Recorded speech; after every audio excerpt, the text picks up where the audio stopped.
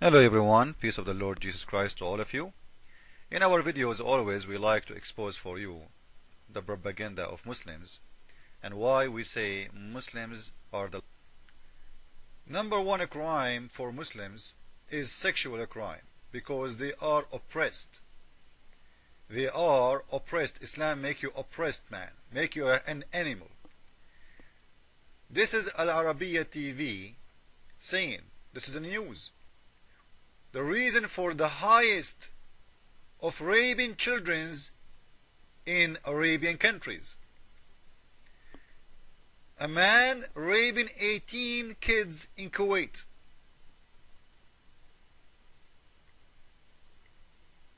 We go down. All of it is about crime, by the way.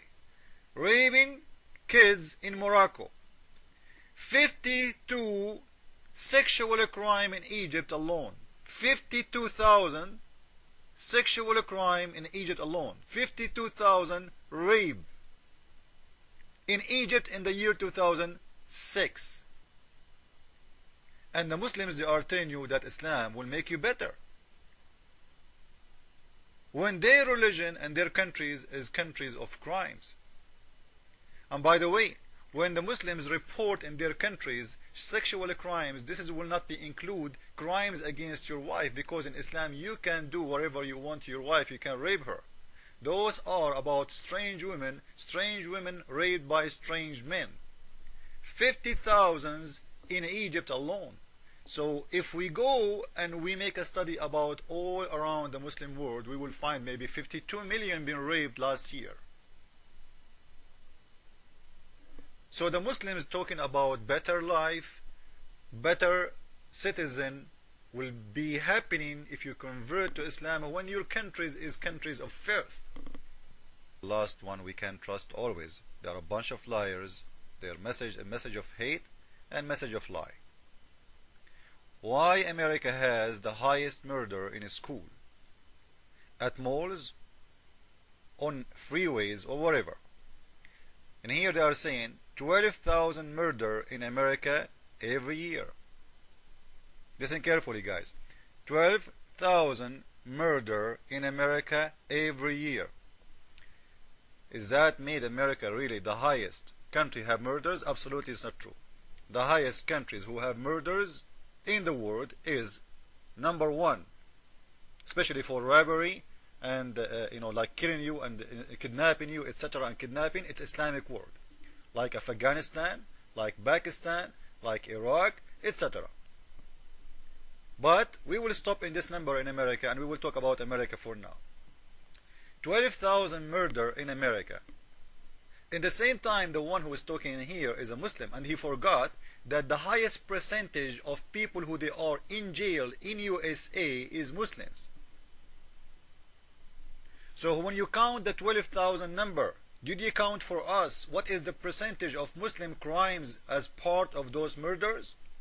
As long you are number one customer for people who they are in jail in USA, how come you are counting the number in American one you want? You don't count it in Muslims the one you want. Is it true that number one customers and the highest percentage of any ethnic group or any religion is Muslims? You Muslims are hypocrites. And you know what? We can go and we can search, all of you can go and search and see the percentage of Muslims in jail in USA, and you will be scared how it is.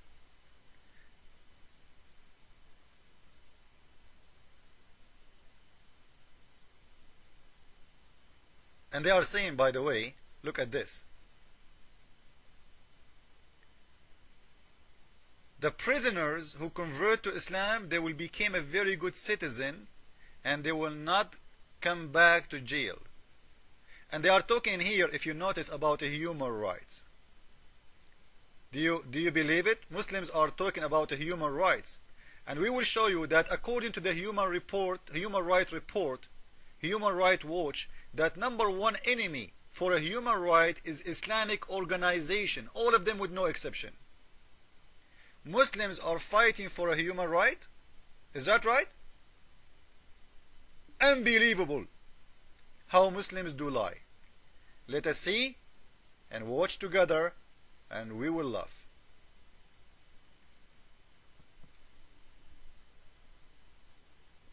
Imagine what can you do to me. You can do to me, right? Let us see what we can do to you. We will expose you liars.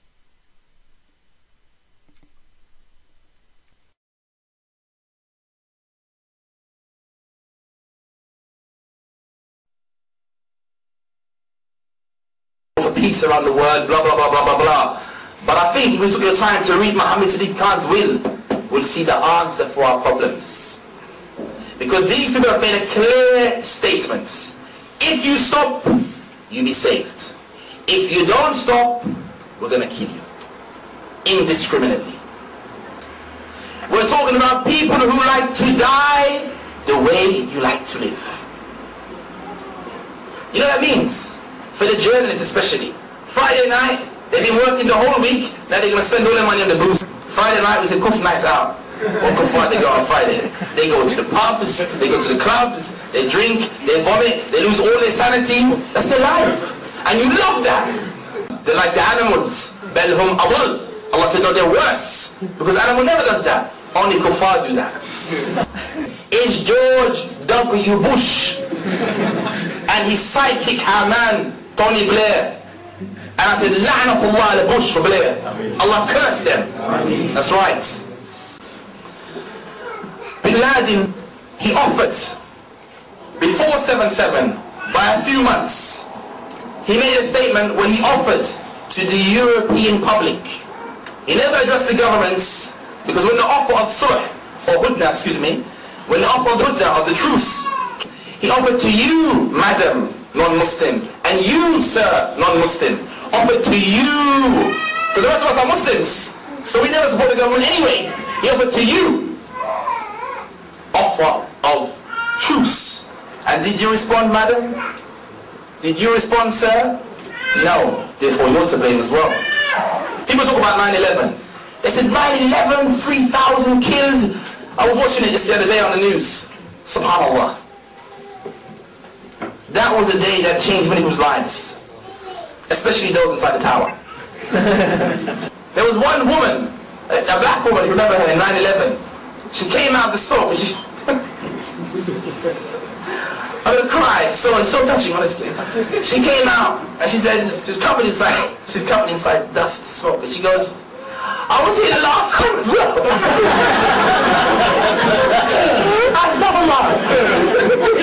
It's so touching. Otherwise, who knows? What could happen? 7/7. Because I believe, and it's only my own view, from surveying what's happening around the Muslim world and what's taken place in the UK over the last year, I believe attacks in the UK are very likely. And I refer once again to the chief of police lands, stop supporting those tyrant regimes, and then maybe then, just then, as Bin Laden said in one of his statements, the offer of truce was there for all of us. If we had risen in the UK and shown that we're against the government, maybe there would have been no 7/7. But the destiny is in your own hands. If you make the effort, I'm sure. But remember, there was one Japanese or South Korean. He came to Iraq, and when he was captured by the terrorists, we don't support terrorism, captured by the terrorists, what did he say? Did he have a stiff upper lip? Was he brave? He said, I don't want to die. Do you remember that? It was a very heart-wrenching time. Human Rights Watch's annual World Report.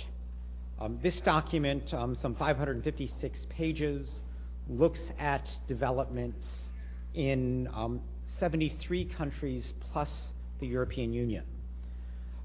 Among the major challenges that we outline in the report are the ongoing crimes against humanity in Darfur, which we have all known about for too long and have done too little to stop, the continuing sectarian violence in Iraq, the resurgent killing in Afghanistan, Syria, Egypt, and Iran, the persistent problem of terrorism, which we view as an inherent affront to the most basic human rights principle that one never attacks civilians.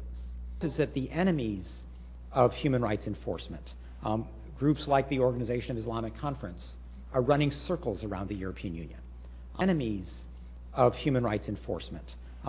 Groups like the Organization of Islamic Conference are running circles around the European Union. That the enemies of human rights enforcement, groups like the Organization of Islamic Conference, are running circles around the European Union. The European Union is simply doesn't have the flexibility to keep up with these much more innovative and rapid reaction kinds of groups like the OIC.